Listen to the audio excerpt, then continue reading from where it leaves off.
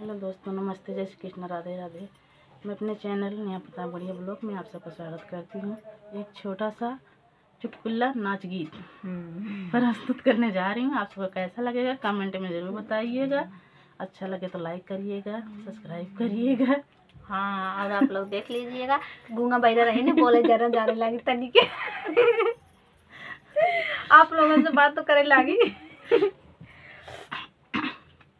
जब रेलिया गरदा उड़ावई तबई सुधिया बालम के आवई। जब रेलिया गरदा उड़ावई तबई सुधिया बालम के आवई। चारे महीना राजा गर्मी पड़त है, चारे महीना राजा गर्मी पड़त है।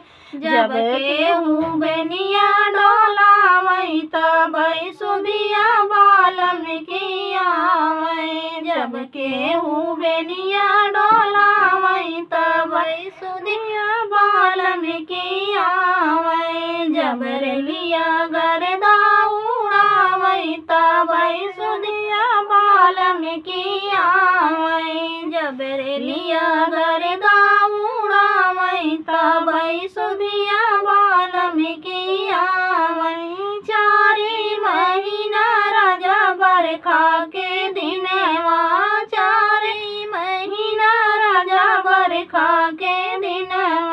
जब केहू छतरी ओढ़ावई तबई सुधिया बालम की आवई। जब केहू छतरी ओढ़ावई तबई सुधिया बालम की आवई। जब रेलिया गरदा उड़ावई तबई सुधिया बालम की आवई। जब रेलिया गरदा उड़ावई तबई सुधिया बालम की आवई।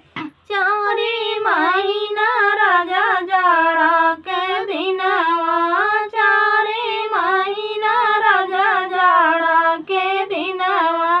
जब केहू कंबल ओढ़ावई तबई सुधिया बालम के आवई। जब केहू कंबल ओढ़ावई तबई सुधिया बालम के आवई। जब रेलिया गरदा उड़ावई तबई सुधिया बालम के आवई। जब रेलिया